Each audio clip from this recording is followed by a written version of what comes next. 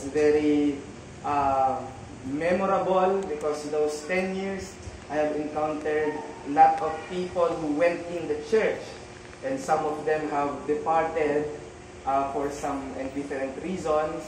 But I will not boast of me staying here, knowing that we don't know whether those people who left our church are now being in use to other churches, and that they are carrying with them the doctrines as well as the principles of God's Word that they have gotten here.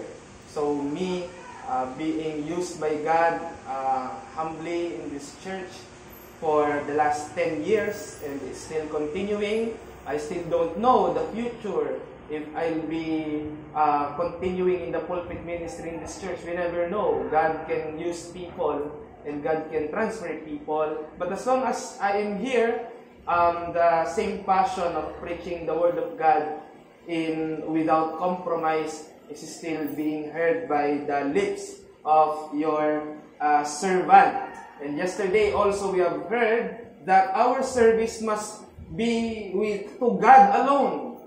Of course, our service must primarily and ultimately for God's glory, but we are also servants of the Church of Christ. We are also servicing the people of Christ, namely the church. Well, if you know, last Friday, FIBA World Cup has begun and Philippines was selected to be its main venue. Diyan natin minalas yung ating pinakamalaking arena, the Philippine Arena, located in Bocaue, Bulacan, and it caused significant heavy traffics in the last few days. Naramdaman ko siya kahit umaalis ako ng hindi rush hour, pero naramdaman ko yung pagbigat ng traffic. At isang pambihirang kaganapan na karamihan sa kanila ay itinur sa mga pinakamagagandang lugar ng Metro Manila such as BGC, Makati, Alabang, Ortigas, and even in Eastwood. Last Friday, nakita kami ng bunch of basketball players na may suot na jersey at ang nakalagay ay Sudan. So they are players of the country Sudan. So our government purposely wanted them to explore what we can say the progressive and developed cities, but they don't know that the majority of Philippines is covered by slums such as Tondo, Payatas, different area kung saan malayo sa itsura ng mga naglalakihang mga syudad. I call it shameful escape para maipakita sa mga tao na taga-ibang bansa na progresibo ang Pilipinas, yumayaman ang Pilipinas, ay hindi sila pinadadaan sa mga lugar na masasabi nating makikita yung katotohanan na maraming mga Pilipino ang nasa level pa rin ng kahirapan.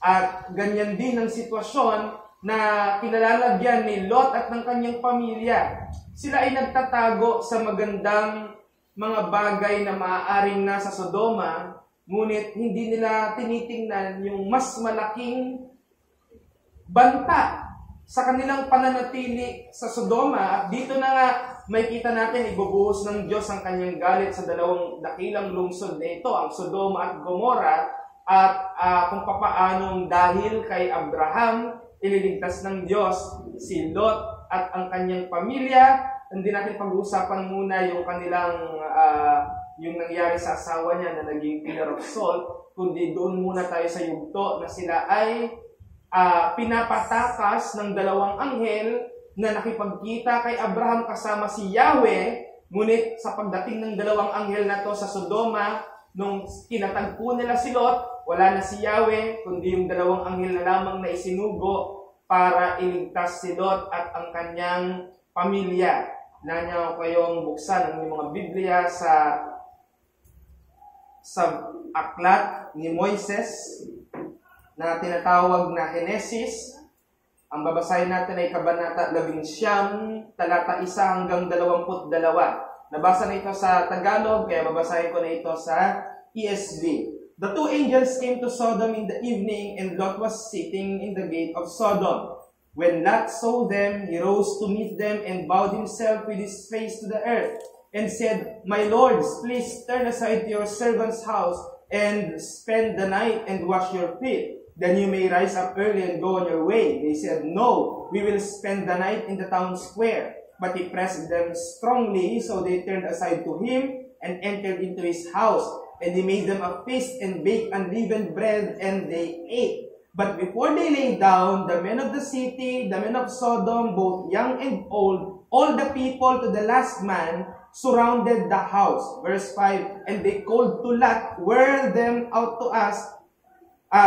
Where are the men who came to you tonight? Bring them out to us, that we may know them.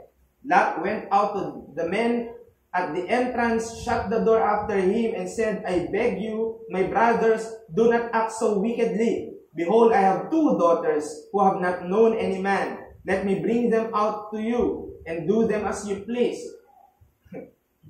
Imagine mo, yung dalawang anak mo, sabihin mo, gusto kayo ay halay na. Ito na lang, dalawang anak ko, ang inyong halayin. And verse 8, Behold, I have two daughters who have not known any man. Let me bring them out to you, and do them as you please. Only do nothing to these men, for they have come under the shelter of my roof. But they said, Stand back. And they said, This fellow came to sojourn, and he has become the judge. Now we will deal worse with you than with them. And then they pressed hard against the man Lot, and drew near to break the door down. But the men reached out their hands and brought Lot into the house with them and shut the door. And they struck with blindness the men who were at the entrance of the house, both small and great, so that they wore themselves out, groping for the door. Then the men said to Lot, Have you anyone else here, sons-in-law, sons, daughters, or anyone having the city? Bring them out of the place. For we are about to destroy this place, because the outcry against its people has become great before the Lord, and the Lord has sent us to destroy it. So Lot went out and said to his sons-in-law, who were to marry his daughters, Up, get out of this place, for the Lord is about to destroy the city. But he seemed to his sons-in-law to be jesting. Kala na nagbibiro. Verse 15, As morning dawned, the angels urged Lot, saying, Up, take your wife and your two daughters, who are here, lest you be swept away in the punishment of the city. But he lingered, or he hesitated. So the men seized him and his wife and his two daughters by the hands, the Lord being merciful to him, and they brought him out and set him outside the city. And as they brought them out, one said, Escape for your life, or run for your life. Do not look back or stop anywhere in the valley. Escape to the hills, lest you be swept away. And Lot said to them, Oh no, my lords. Behold, your servant has found favor in your sight, and you have shown me great kindness in saving my life, but I cannot escape to the hills, lest the disaster overtake me and I die. Behold, this city is near enough to flee to, and it is a little one. Let me escape there. Is it not a little one? And my life will be saved. He said to him, Behold, I grant you this favor also, that I will not overthrow the city of which you have spoken. Escape there quickly, for I can do nothing till you arrive there. Therefore, the name of the city was called Zoar. Brothers and sisters, that's the inspired word of the Lord Yahweh. Let's go to the Lord in prayer. Father, we thank you for this morning. May you incorporate us with wisdom, open our thinking and our hearts to accept the truths of this very text that we have read. In Jesus' name, Amen. 13th of November 2017, isang North Korea na ang pangalan ay Oh Chong-song ay nagtangkang tumakas sa North Korea at lumipat sa South Korea. And of course, that's almost an impossible dahil mamamatay siya the moment na tinangka niyang pumunta sa boundary. Isa sa pinaka-secured na boundary, ang boundary ng North at ng South Korea. Ang siste, nakatira siya sa Pyongyang, ang capital city ng North Korea. Naging miyembro siya ng militar at gumamit siya ng isang military car para mag-drive sa tinatawag nilang demarcation line. Ito yung linyang kulay dilaw na humahati sa South at saka sa North Korea. So if you step after the line, if you are from North Korea, you'll be in South Korea. If you are in South Korea and you step after the line, that yellow line, demarcation line, you will be in North Korea. At nung siya ay palapit na sa demarcation line, nahabol siya ng mga sundalong North Korean at nabarel ang isa sa mga gulong ng kanyang sasakyan na minamaneho. Ito ay na-disconnect sa car. So, tumalon si Oh Chong-song at nung siya'y tumalon, tumakbo siya patungo sa demarcation line at siya ay nabaril ng 5 beses. Nabaril siya ng 5 beses. Pero unlike John Lennon namatay, si Oh Chong-song nabuhay. At sa kalimang bala na tumama sa kanya, siya ay naitulak at nabagsak. And luckily, pagbagsak, nasa lupa siya ng South Korea. Wala nang jurisdiction dito ang South Korea, ang North Korea, kaya ni-rescue siya agad ng mga sundalong kano na pakialamerong nandun din sa South Korea. Sila ang nagligtas sa taong ito. At ngayon, si Oh Chong-song ay isa ng defector, North Korean defector. Meaning ng defector, dati kang nasa bansang yan, ngunit kinamuhian mo, kaya ayaw mo na magpasakop dyan. They call it defector. Now, ang umalis sa isang controlled territory ay napakahirap gaya ng nakita natin kay Oh Chong-song. Dahil iiwan mo hindi lamang yung tahanan, kundi yung mga taong nakalakihan mo at yung community na kung saan ay maaaring napamahal na sa'yo. Pero the city, yung pinanggagalingan nating text, si Lot, kasama yung kanyang asawa at mga anak, ay pinapalayas ng anghel na bumisita sa kanila bago ito sirain. Ang syudad ay naabutan na ng hatol ng Diyos. Meaning, wala nang makakapagpabago sa gustong gawin ng Diyos sa dalawang city na ito, Sodom and Gomorrah. They are set to be doomed, to be damned. Thus, 2 angels appeared to Lot, or to Lot, sa Tagalog, pinapatakas sila. At yung city is doomed for a catastrophic destruction. Malakihang destruction ang magaganap at kailangan nilang lumabas. Ngunit ang problema, si Lot at ang kanyang asawa at mga anak napamahal sa syudad. Ang mga anak ni Lot nakapag-asawa na rin ng mga taga-Sodoma. Kaya they became hesitant. Sila ay nag-alangan para sundin yung tawag sa pagtakas. Ngayon, we are hearing the call of the gospel, especially to those people na wala pa sa Panginoong Jesucristo. The call of the gospel is crying out para iwan ang makasalanang landas at mabuhay kasama ang ating Panginoon ng kanyang awa at ng biyaya. God is bestowing His mercy and grace. Noon, pinapaulanan ka ng habag at awa ng Diyos, ngunit ngayon ang Sodoma, pauulanin ng apoy. Yan ang kapalit. Kapag hindi mo sinalo ang pag-ulan ng biyaya at habag ng Diyos, ulan ng galit ang mararanasan at sasaluhin ng mga tao, and considering Sodom, they're about to face that rain of God's fury. At kahit sa atin ang mga ligtas na nakikinabang sa Ebanghelyo, ang tawag naman sa atin ay huwag nang bumalik doon sa syudad ng kasalanan na alam natin na ide-destroy ng ating Panginoon. Pero kahit hesitant si Lot sa tawag na siya ay tumakas, but still, God is determined to save them. He even applied force. Ayaw nilang umalis, kaya kaya hinila sila paalis. God is determined to save them, and He is His force to make them escape the city. Here's the message.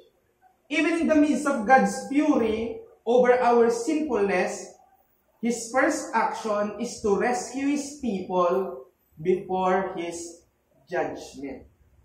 Kahit sa gitna ng galit ng Diyos sa kasalanan, ang unang gawain ng Diyos ay magligtas bago ang magpahamak. Nagliligtas muna ang Diyos bago magpahamak. Wala pa tayo sa estado ng pagpapahamak. Wala pang nasa impyerno at wala pang nasa langit. Baka malito kayo. Total, wala namang bago dito. Si Tep-Tep lang. At si Tep-Tep, matagal na rin umaattend. Meron tayong intermediate state. Wala pang taong nasa langit at nasa impyerno. Mayroong place reserved for the final state. And we call it intermediate state. Wala pa tayo dun sa final. Pero habang wala pa tayo sa final, at wala rin tayo sa intermediate state, nasa realms tayo ng mortality. Nasa realm pa tayo ng world of the living. Wala pa tayo sa realm ng world of the dead. We call it intermediate state. Pinapaulanan tayo ng Diyos ngayon ng awa-awa at habag. Ngunit, kahit may banta ng pagsira sa mundong ito, ang unang gawain ng Diyos bago ibuhos yon, magligtas. At dito sa konteksto ng paggunaw ng Diyos sa Sodoma at Gomora, dalawang puntong kukunin natin mula sa mensahe. Una, sin at its worst. Ang kasalanan sa pinaka-sokdulan nito. At ikalawa, grace at its best. Ang biyaya sa pinakakahusayan nito. Kung kayo papasok sa Angono marker, kung galing kayong floodway, may kita niyo yung green na marker na welcome to Angono. Angono at its best. Yan ang slogan ni Mayor Au Villamayor nung siya pa ang mayor ng Angono. And of course, we have seen Angono at its not so best. And Angono is now doing better dahil sa progress ng ating economy. We cannot attribute it to any politician. It's the work of the whole municipality. Let's go to first point. Sin at its worst. Verse 1 to 11. Na-imagine nyo na ba kung ano ang pinakamasamang magagawa ng isang tao? At alam nyo, masasagot nyo yan kapag bumisita kayo sa Muntinlupa, sa maximum compound. Kapag nakita nyo anong klaseng mga krimen ang nagawa ng mga tao doon, you can imagine the worst possible sin. Pero maraming mga Kristiyano ngayon, tinuturing na pinakamasamang tao, yung isang tao na hindi naman so worst yung nagawa. At ang kapalit, hindi siya pansinin for all eternity. Sa buhay niya, hindi na sila nagkibuan dahil lang doon sa isang simpleng kasalanan. Let's say, for example, for any human relationship, you have experienced cheating at ang naging trato mo doon sa nag-cheat sa'yo, you deserve not to be given attention. Kaya hindi na pinansin sa buong buhay niya. And you thought that that kind of sin is worse.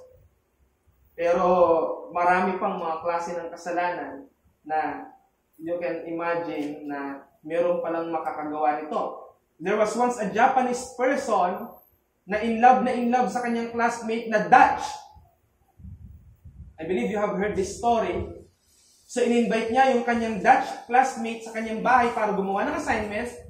Pumayag yung Dutch na yon, and what he did, in-applyan niya ng tranquilizer para mawalan ng malay. Chinap-chap niya at kinain niya dahil gusto niya yon. So I think that is one of the worst action of sin. Now, there are two sides of sins that we must see in order to give justice to God's decision of destroying the city of Sodom. Bakit humantong ang Diyos na sirain ang Sodoma? Wala na bang pag-asa na ma-reform yung city? Bakit dumating ang Diyos sa desisyon na sirain ang Sodoma? Una, yung kasalanan ng mga masama, the sins of the wicked. Letter A, let's talk about the sins of the wicked. Tandaan natin, 3 silang pumunta kay Abraham, 2 na lang yung pumunta sa Sodoma. So possibly, ang nawala sa 3 ay si Yahweh. Yung 2 anghel na lamang yung natira. Pero may mga confusing dyan, dahil tinawag din ni Lot yung isa sa anghel na Adonai, which is ascribed to God. Now, 2 angels were sent to destroy the city. Sila ay nagkaroon ng human flesh kasi alangan namang espiritu pa rin sila pagdating doon. So sila ay nag-assume muna ng human body para maging visible sila, hindi lang kay Lot, kundi doon sa mga citizens ng Sodom. At nung sila ay dumating sa Sodom, nakita sila ni Lot, si Lot ay nag-aabang sa city ng Sodoma, at pinakitaan niya siya ng kindness. Pero ang problema, yung mga citizen ng Sodom, na nakita itong 2 ito, at nakita nila yung pagiging makisig, pagiging gwapo, pagiging matipuno ng 2 anghel na ito na nagkatawang tao, sila ay tumungo sa bahay ni Lot. Verse 4-5. Kinakalampag nila yung mga pintuan at mga pader. Imagine mo yon, sinugod ka ng taong bayan. Noon, maaaring masabi natin, sinugod sila ng taong bayan dahil gusto silang patayin. Pero dito, sinugod sila ng taong bayan dahil gusto nila, sabi ng verse 4-5, bring him out for we want to know them. Gusto namin siyang makilala. May makikipagkilala ka lang, mangangalampag ka pa ng bahay. Hindi mo yung tayong lumabas. Pero, paano ginagamit ng Bible yung word na know? O yung pagkaalam? Sabi sa Genesis chapter 5, Adam knew his wife, and he begat a son. He named it Seth. Hindi ba namang nakilala ni Adam yung asawa niya, kaya nagkaanak sila? Hindi. Ang ibig sabihin ng word na pagkilala doon ay sexual intercourse. So these people who surrounded these 2 angels na kinalampag pa nila yung bahay ni Lot para lang paalisin, yung palabasin yung 2 at sabihin, gusto namin siyang makilala. Ang gustong mangyari ng mga taong yon, magkaroon sila ng sexual intercourse doon sa 2 anghel. Sa madaling salita, gusto nilang rapin. Gusto nilang rapin. These are the Sodomites. Mga tao sa Sodoma. At tandaan natin, yung specific sin na worst kind, kaya dumating ang Diyos sa pagpapasyang gunawin ng Sodoma, ay yung kasalanan ng homosexuality. So people are now saying homosexuality is nothing different from other sins such as stealing or killing. But I tell you, maraming mga bayan bago ang Sodoma na pumapatay, nangangalon niya, nagnanakaw, hindi naman in-overthrow ng Diyos.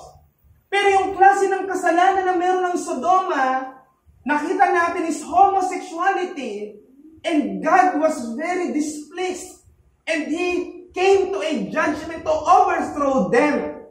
Bakit? Dahil yung kasalanan ng homosexuality, hindi lamang ito naapektuhan yung mga homosexual, but also it gives huge influence among children. Even yung children na mamana.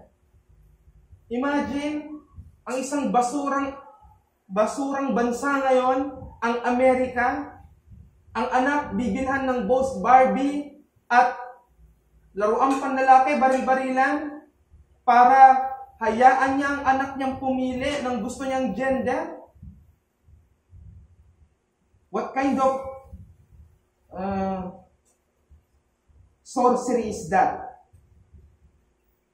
And people today are now confusing also their children about sexual orientation.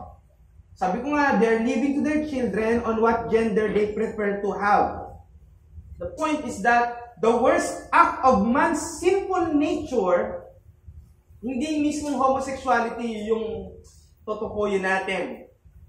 Pero ang kasalanan ng homosexuality na nagbibigay ng matinding galit sa Diyos is that to live the natural use of our creation mandate. Iwan mo yung natural use ng pagkikreate sa'yo ng Diyos. Galit na galit ang Diyos dyan. Let's leave Genesis for a while and turn to Romans chapter 1, verse 26 to 27 as a reference doon sa tinutukoy natin. Romans 1:26 to 27. For this reason, God gave them up to dishonorable passions.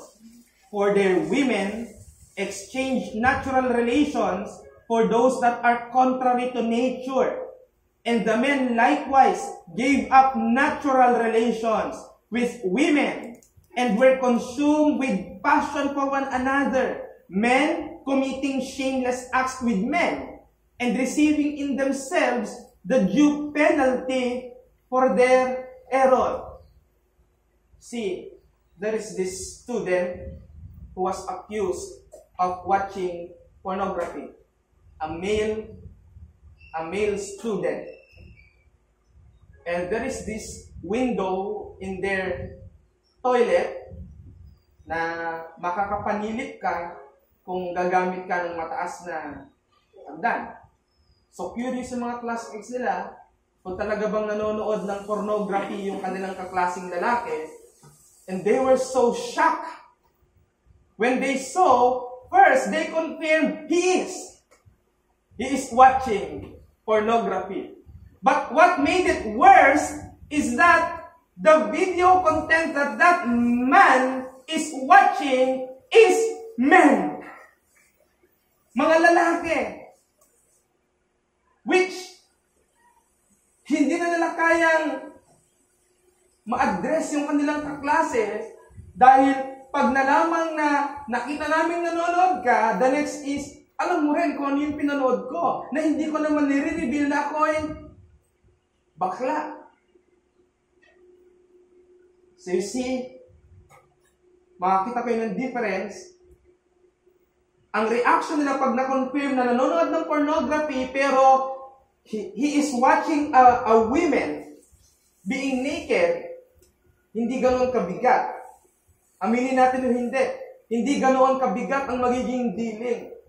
Pero you confirm it and you confirm he's watching nude na kapareho niya ng sex is unimaginable. And in experience, totoo yan, nagaganap yan. Ang hirap kapag kaganon yung sitwasyon. But that what made God so furious sa ganitong klase ng kasalanan. Another text would be on Leviticus 20:13. Kaya makikita natin kung ano ang hatol ng Diyos sa homosexuality. Nako, recorded ba yung ating galit sa mga bakla. Leviticus chapter 20 verse 13. I'm sorry, napunta ako sa text na to. Hindi ko naman sinasadya. Hindi ako dahil sunod-sunod naman yung preaching natin tungkol sa Genesis. Leviticus 20:13.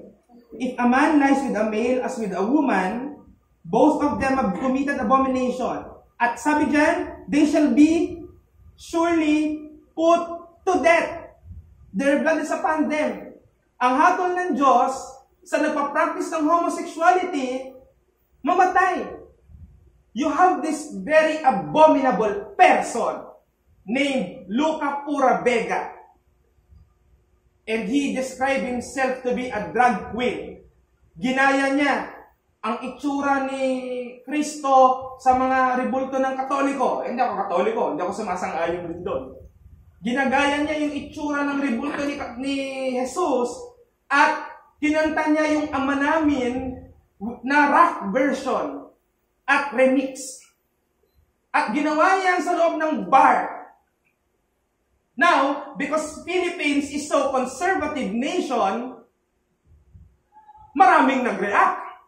Number one, ang Catholic. And even the Protestants na hindi sumasang-ayon sa Catholic ay nakisimpat siya. Bakit? Dahil hindi lamang yung pananampalatayang Katoliko yung kanyang niyurakan, kundi yung pananampalataya ng lahat ng mga naniniwala kay Kristo. And even I sympathizes with them.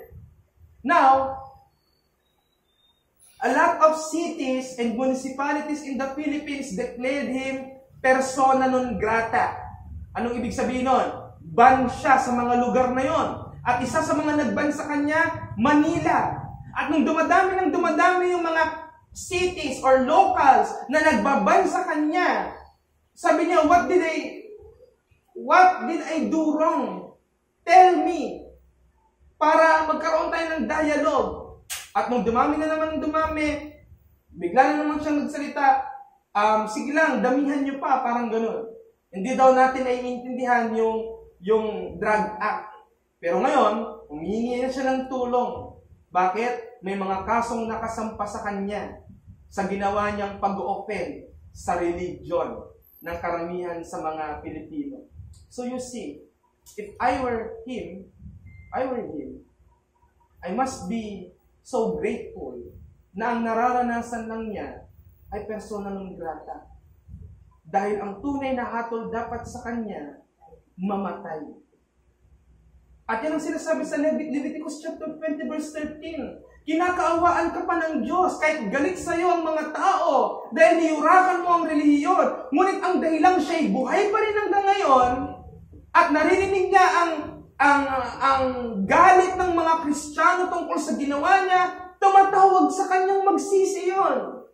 Hindi pa binubuhos ng Diyos yung kanyang galit sa kanya. Magpasalamat siya at persona non grata pa lang ang naranasan niya. At hindi execution. And I tell you, sa Republic of Geneva, nung ang presidente ba dito ay si John Calvin, mamamatay ang gaya niya. Karamihan ng mga protestante sa England noong panahon ni Queen Mary na ayaw mamatay, pumupunta sa Geneva, ngayon ay Switzerland, dahil ito yung lugar na pinagtataguan ng mga Kristiyano dahil yun ay protestanting lugar. Pero, people who are heretics are not welcome there. And one of the accused heretics na pumasok sa Geneva ay si Michael Servetus. Si Michael Servetus ay isang Anabaptist. Pero, ang nakakalungkot sa storya ng maraming Anabaptist, gusto silang patayin ng mga Katoliko at gusto rin silang patayin ng mga Reform. Wala silang paglagyan. They are unwelcome to Catholics and they are unwelcome to Protestants. Bakit? Dahil sa doktrina nila na binabaptize ulit, kagaya ng mga Baptist na ngayon. Diba? Baptist na ngayon ang tawag dyan. Now, si Michael Servetus, gusto niyang pumunta sa Geneva para hindi siya mapatay. Ngunit mayroong babalang sinabi si Calvin. Sabi ni John Calvin, if Michael Servetus entered Geneva, he will not go out alive. He will not go out alive. That is your John Calvin, whom you admire so much. And when Michael Servetus entered Geneva, he was executed. Beheaded. Pinatay. Dahil sa kanyang reliyong Anabaptist. So see there, those kinds of sin are punishable by death. How much more homosexuality? Now, homosexuality is being treated as a right. Now, hindi na nagsasabing patayin natin yung lahat ng mga homosexual o iutos natin sa gobyernong patayin ng homosexual. But as far as the Bible is concerned, homosexuality is punishable by death because it is leaving the natural use of creation. men are supposed to marry women. Huwag natin babalik na rin. Huwag natin i-confuse. Women are supposed to marry men. Pero yung counter-attack sa disenyo ng Diyos ay abominable gaya nga ng homosexuality. Kaya itong strange act of homosexuality is more dangerous hindi lamang sa mga Christians, kundi sa whole community. We see, kahit yung ating society ngayon ay sinful, pero at least meron pa rin kapayapaan at order na nag-i-implement para hindi natin maging sukdulan na ma-practice yung sin. Ang tawag natin dyan, common grace. Kaya kahit sa mga unbeliever, kahit hindi sila mananampalataya, alam nila yung konsepto ng kapayapaan. Alam nila yung konsepto ng mabuti at masama. Binibigay ng Diyos yan para yung depravity ng tao hindi maging sukdulan. Hindi tayo naniniwala sa absolute depravity na nagtuturo na lahat ng klase ng kasalanan magagawa ng isang tao. We call it total depravity because not all kinds of sin are going to be practiced by an individual. May notorious murder, pero hindi lahat ng tao notorious murderer. Yun ang ibig sabihin nun. Pero yung case ng Sodom, yung kanilang homosexuality, ang sabi ng Bible, yung singaw ng kanilang kasalanan, naaamoy na hanggang sa langit. Ganoon katindi. At dahil dyan, naging final yung decision ng Diyos, sisirain sila. Ngayon ang principle, yung proyekto ng Diyos na paggunaw sa isang community ay action niya para mag-preserve ng kanyang tao.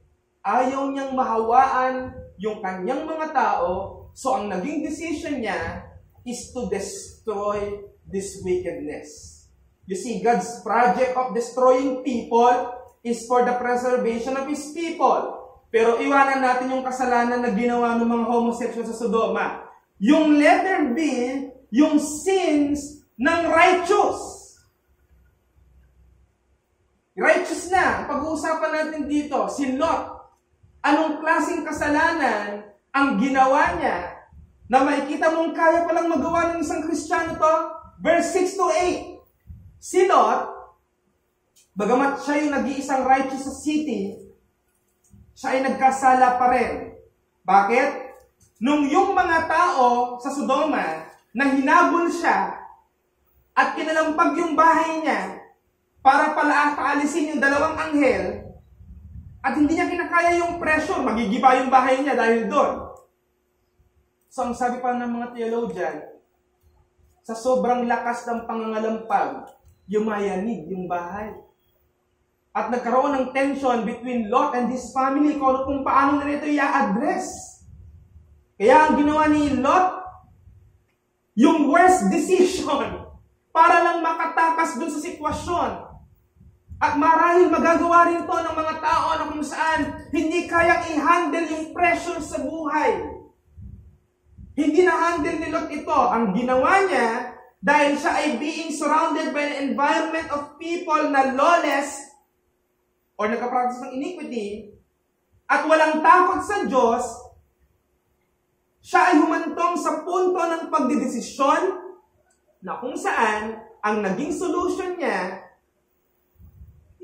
ibigay yung kanyang dalawang anak na virgin. Ito na lang yung galawin nyo kesa yung bisita ko. So here, even if you get infested by their works, instead of having fellowship with godless people, kailangan isurround natin ang ating sarili ng mga God-fearing people. This is the problem of Lot. Bakit ka tumira sa community ng mga taong yan? At ngayon, kapag na-pressure ka na nila,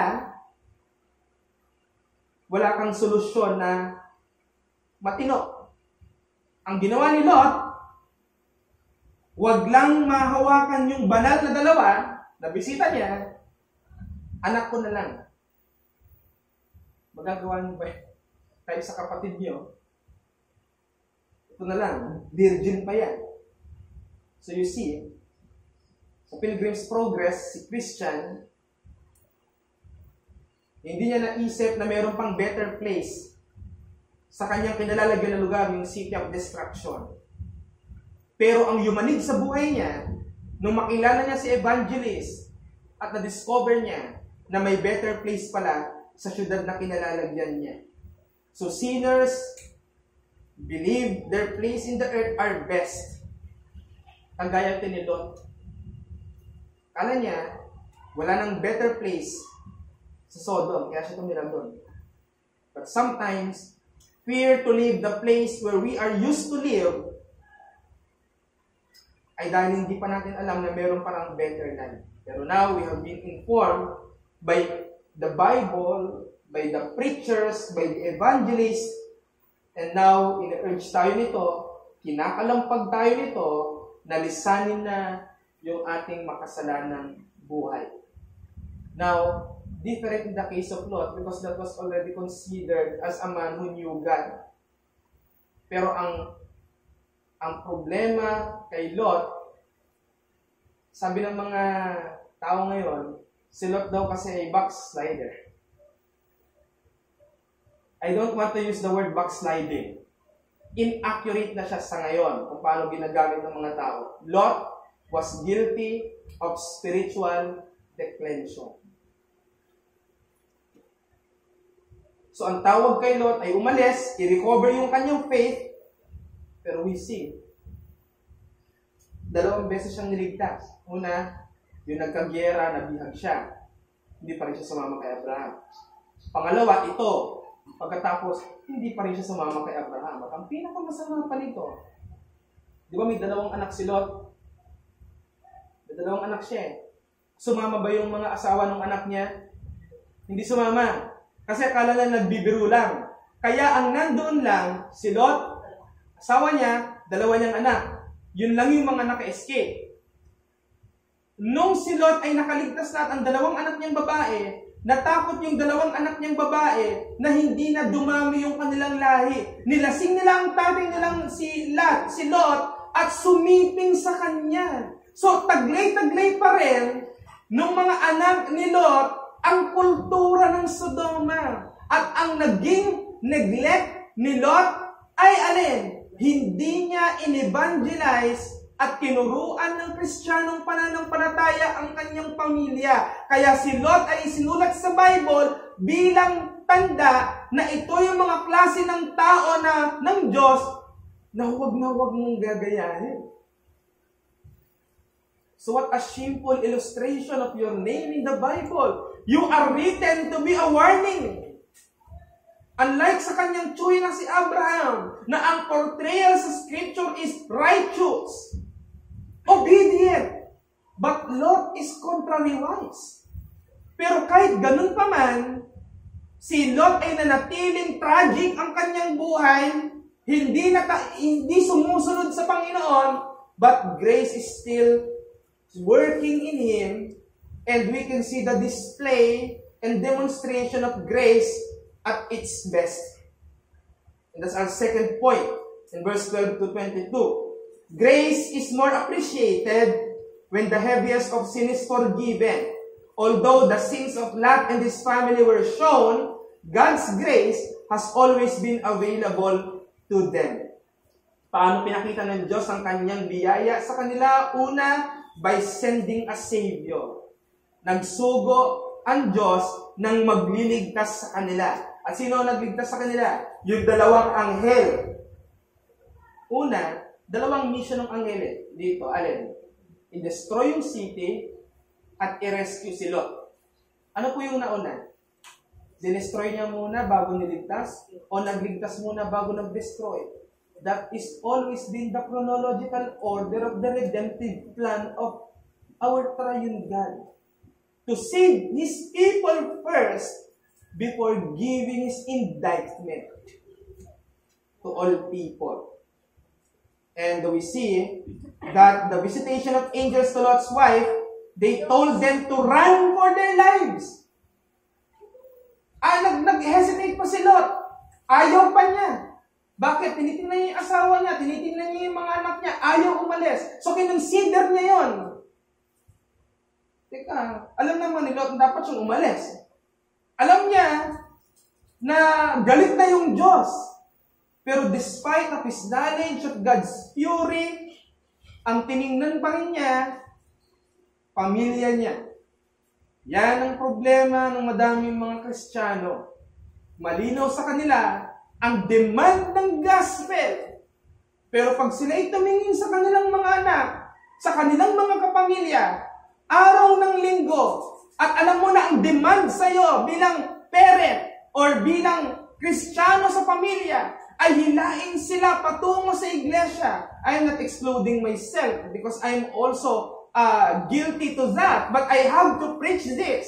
Dahil yun ang sinasabi ng Bible. When we look at them, at parang mata ng pusa, yung kanilang mga matang nagmamakaawang, spare me this day. I will go to cinema. You give them money. Okay, enjoy. And you are being considerate to your family. And the point is that hindi natin sila nililigtas pagka gano'n. Ang point, natutulog pa sila, madaling araw, pero niyuyugyug na sila ng mga anghel. Ito na yung oras. Sisirain na ng Diyos ang Sodoma. Tayo, layas, takbo! At ang sabi ng mga anghel dyan, tumatakbo kayo, hindi dahil marathon. Iba yung takbo ng marathon eh. Kahit tumigil ka, uminom ka muna ng ice tubig, magpahinga ka muna dyan. Hindi ito takbo ng race of FIBA na kayo ay pabilisan. At kapag hindi kayo nanalo, gayahin mo yung coach ng Gilas Pilipinas, we're not here to win. Sirawa ng coach. Dapat di na siya maging coach ulit. Sipin mo, nagko-coach ka, papupuntahin mo sa Olympics, tapos sasabihin mo, hindi kami nandito para manalo. Eh, bakit ka nandyan? Ba't kayo sumasali dyan? Yung coach na yun. But what I'm saying, yung klase ng pagtakbong gagawin ni Lot ay pagtakbo para sa buhay nila. At alam mo na kapag, halimbawa, hinahabol ka na ng avalanche o hinahabol ka na ng rumaragasang tubig, hinahabol ka ng tsunami, eh kahit hindi ka magaling na athletics, magiging magaling ka para maligtas ka. Yun yung adrenaline rush. Kahit pako na yung nagapakan mo, hindi mo na naramdaman. Bakit? Kasi ang nakikita mo, yung danger na papalapit sa'yo. At si Lot, in their deep sleep, kinalampag sila ng angel. At sinabi, tumakas na kayo. At si Lot, hesitant pa rin. Ayaw umalis ng kanyang pamilya. Ang ginawa ng anghel, nag-apply ng force. Violently, hinila sila. We often hear the word efficacious grace na hindi namimilit yung Diyos. Hindi niya pinapakialaman yung will mo para sumunod sa Kanya. But do you hear of the doctrine of God's violence? God's violence is that He is using means for you to be pushed to respond. Kaya ang ginawa ng mga anghel, hinila nila. At pinapakita niya yung demonstration ng pag-ibig ng Diyos na nagligtas siya habang tayo ay nagsasaya pa sa kasalanan. Romans 5:8, God demonstrated His love for sinners in that while we were yet sinners, Christ died for us. At ang pangalawang ginawa ng Diyos para maipakita yung pagiging best ng grace niya, hindi lang siya nagpadala ng Savior, but by securing their salvation. Siniguro pa. Itong problema ng Arminian. Hinila ka ng Diyos, tumakbo ka, tapos naiwan na yung nagpapatakbo. Basta tumakbo ka. Pagka hindi mo na-finish yan, hindi ka naligtas. Ganun ang Arminian. But the very beautiful Calvinistic doctrine. Hinila ka, binuhat ka pa para makaabot ka doon sa finish line. Sinamahan ka pa. And we can be noted of what Lot responded nung sinabi ng mga anghel na tumakas na kayo. Sabi niya, oh no, Lord. Oh no, my Lord. No. Nirefuse niya. Sinimot ng taong to, ingrato. He refused to leave the city. Yung no na ito, Iba yung no na nag-o-oppose ka. Ayoko. Yun yung no nung asawa niya. Pero yung no ni Lot dito, hindi siya nag-o-oppose, kundi siya ay nag-hesitate. At nandyan ang Kristiyano. Hindi mo kinokontra yung salita ng Diyos sa demand ng gospel. But you are being hesitant because you are considerate to your family, to your neighborhood, to your friends. Maaring takot kang hiwalayan ka sa relasyon. Kapag ipinagpilit natin ang ebanghelyo, alam ni Lot na may embarrass siya at magkakaroon siya ng great shame kapag iniwan niya yung luxurious living niya sa Sodom, tapos papapuntahin siya sa mountains. Diyan mo ko patitirahin? Yan, ganda-ganda ng lugar ko sa Sodoma. Pinagbigyan pa siya ng anghel. Sabi ng anghel sa kanya, pumunta ka dun sa bundok na yon. Hindi namin isasama sa pauulanan niya ng laba. Pero nag-demand pa siya. Ayoko dyan sa mountain na yan. Doon lang ako sa maliit na syudad. Maliit lang naman yun. Doon na lang ako. At ang sabi ng anghel, sige, hindi ko sasama yun. Sodoma at Gomorrah na lang. Nag-demand pa siya. At sinunod pa rin siya. Kaya despite of angels' warning and threat of destroying the city, at nag-hesitate si Lot, may kita natin bakit kaya siya nagsabi ng no at naging hesitant. Una dyan, he's scared for his family. Yan ang nagiging problema ng maraming Kristiyano ngayon. Hindi iintindihin yung galit ng Diyos, yung warning ng Diyos, yung gospel call, kasi mas mahal niya yung kanyang pamilya. Ano yung sabihin ko sa inyo? Hindi ako fan ng mga preachers na nagsasabing, kalimutan mo ang pamilya mo, unahin mo ang Diyos. We're not saying that. Your family is one of God's best gift to you. But, the reason why God gave you that family, you are the one who must have a responsibility for them to be in Christ. Here is the problem of many of us. Because of our love to our families, we tolerate them to be neglectful of the gospel just to not offend their feelings. The question is, pag ganyan yung thinking mo, nililigtas mo ba sila o tinutulak mo sila papuntang impyerno? And I tell you, brothers and sisters, dito pa lang, i-check nyo yung mga pinopost sa Facebook ng mga kapatid nyo. O ng mga anak nyo. O ng mga kasama nyo sa pamilya. Marami ako nakikita ng mga Kristiyano na yung kanilang mga reels, yung kanilang mga pinopost, may mga pagmumura pa. Belo ng belo sa loob ng simbahan para itago ang buhok pero kita yung cleavage sa kanilang mga Facebook. And there is hypocrisy. Diyan pa lang. Baka mamaya ini-skip lang natin. Hindi natin pinakikialaman. Pero ang nangyayari, tinutulak lalo natin sila patungo sa impyerno. Sawayin natin. Sabihin natin yung mga ganyan, lalo na nag-aangkin silang mga Kristiyano. At ikalawa, he is charmed by the beauty of the world. Na in love sila sa mundo. Kapareho siya ni Demas ng New Testament.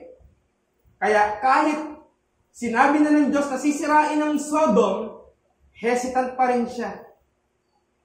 Ang punto, may mga Kristiyano na takot mawalan ng mga worldly riches at hindi ready na mag-suffer ng poverty. Sometimes, ang paghihirap, nililigtas tayo sa nagpapabulag na epekto ng yaman ng mundong ito. Sometimes you should be thankful if you are experiencing poverty because it saves you from the blinding effect of worldly riches. But despite of Lot's hesitation to live, the angel applied its force to Lot and his family to leave the city. God's grace at its best is when it prevails, even if it's against your will. In the cross, your salvation has been decided already before even you are born. Ligtas ka na ni Kristo bago pinanganak eh. Ginawa ni Kristo kaligtasan 2,000 years ago. Nalaman mo na lang naligtas ka sa regeneration. Yun ang totoo doon. Legally speaking, niligtas ka dahil kasama ka sa recipients. Kaya nga walang makakapagura ng mga pangalan na nasa buhay aklat ng buhay. Walang snowflake doon, walang eraser doon, at hindi lapis ang pinangsulat doon. Ano ang pinangsulat ng pangalan mo sa aklat ng buhay? Dugo ng Panginoon sa Kristo. Yun nga yung Shroud of Turin, yun daw yung mukha ni Kristo doon sa piraso ng tela. Hanggang ngayon, hindi nabubura. Dugo kasi yun. Oh, hindi yung dugo ng mukha ni Kristo. Kaya maniwala doon sa doktrina ng Katoliko na si Veronica ay pumahid ng tela at pagka tatlo yung mukha ni Kristo, patunay daw sa Doctrine of Trinity. We can prove the Doctrine of Trinity using the Scriptures, but not that kind of stupid doctrine. Security of man's salvation is that the Lord's hand is delivering him. God's grace grants a way of escape from the tyranny of sin.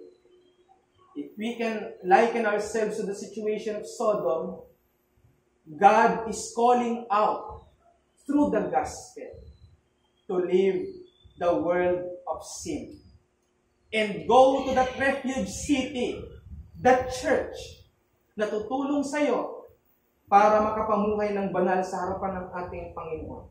Magtiwala ka sa Diyos sa kanyang gawa ng pagliligtas upang ialis ka sa danger ng buhay at huwag kang matakot na mawala o iwanan yung mga taong dati tingin mo'y kayamanan, alang-alang na ang kapalit ay buhay na walang hanggan kay Kristo. Sabi nga ng isang kanta, I'd rather have Jesus than anything this world affords today. Ano ba naman yung mawala natin? Yung luxurious living natin, pero may security ka ng buhay na walang hanggan. Kesa, kasing yaman mo sa Chris Aquino o pamilya niya, pero kahit sa impyerno, hindi mo madadala yung mga yan. I tell you, sabi nila, hindi mo daw madadala ang kayamanan sa hukay. Pwede. Pag namatay, kasama mo. Mag-utos ka, kasama mo yung kayamanan. Pero yung pupuntahan mo pagkatapos ng kamatayan, yung impyerno, hindi mo madadala doon. Sa impyerno, matutunaw ang lahat pero lang ikaw. Kung doon ka pupunta. And even the worms, sabi doon, hindi namamatay. Pati mga uod, hindi namamatay. Alam niyo ba na patunayan ng science yan? Merong isang klase ng organism, maliit na uod, na kahit ilagay sa apoy, hindi namamatay. Ngayon pa lang, may napapatunayan ng science na pwede yun. Mas lalong nagpapatibay na hindi imbento ang Bible. Sa testimony na talagang may lugar na hell at mayroong lugar na heaven. But what I tell you, huwag niyo naintindihan ang itsura ng langit. Kung wala ka pang katiyakan, diyon ka pupunta talaga. Ang isipin mo, paano ka makakaligtas sa iyong kasalanan. At kung ikaw ay ligtas na, ang isipin mo na ngayon, paano mo ililigtas yung mga hindi pa. Hindi ka man nagliligtas ng kaluluwa, pero nagliligtas ka ng mga katawan mula sa kapahamakan. Hilain natin sila. Hikayatin natin sila ng ebanghelyo. Huwag tayong matigilan sa isang salita lang na, ayoko po ngayon. Huwag po. Next na lang po. Huwag tayong matigilan sa ganon. Hilain natin sila. Sometimes, baka kaya nakakalbo ang pastor o ang mga preacher, ay sila na lang ang may pusong ganon. Na laging i-update yung mga tao. Sunday po bukas, simba ka. Yan ang isa sa mga pinaka-nakakapagod na ginagawa ko every Friday and Saturday. chasing. I always chase.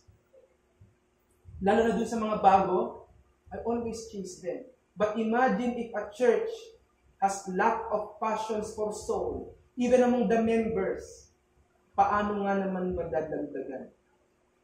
Paano natin patatakasin mula sa Sodomic generation na ito, yung mga tao, kung kaparehas tayo ni Lot, na hesitant, umalis. Because even us are being charmed by its luminous effect. Let me end with a very good book written by C.S. Lewis. Si C.S. Lewis ay isang magaling na writer. Siya ang sumulat ng Chronicles of Narnia na very imaginative. Meron siyang book na ang pangalan is The Great Divorce. Yung The Great Divorce, merong dalawang bus na magkaiba ng pupuntahan. Yung bus, ang nakasulat, yung isang bus, ang destination heaven. Yung isang bus, ang destination hell. At sabi ni C.S. Lewis, yung mga nakasakay doon sa bus na papuntang hell, mga luminous spirits, mga makikinang na espiritu. Walang katawan, walang embodiment. Papunta sila sa city of hell. Pero itong mga nasa heaven, sila yung may mga katawan. Hindi kumikinang pero may solid body. At isang beses, parehas nag-stop sa isang bus stop, nagkahalo sila, hinihikayat ng mga nasa bus na papunta sa langit, yung mga luminous spirits, come join us. Let us go to heaven. Pero ayaw ng mga luminous spirits for the reason na ang dahilan nila, hindi namin kaya yung solidity ng mga pupunta sa langit. And these are the reasons of the unbelievers. Hindi nila kayang mapantayan yung holiness na meron ng mga Christians. Hindi nila kayang sundin yung mga bagay na nagagawa natin para sa Panginoon. Kaya ayaw nila sa heaven. Yung idea ng heaven gusto nila. Pero yung gagawin para masecure mong doon ka pupunta, such as living your life holy, you go to church every Sunday, you marry a Christian man, a Christian woman, they don't want it. They don't want solid foundations. They just want luminous things. Mga makukulay. Makulay na mundo, makulay na buhay, makulay na lalaki, makulay na babae, makulay na pera.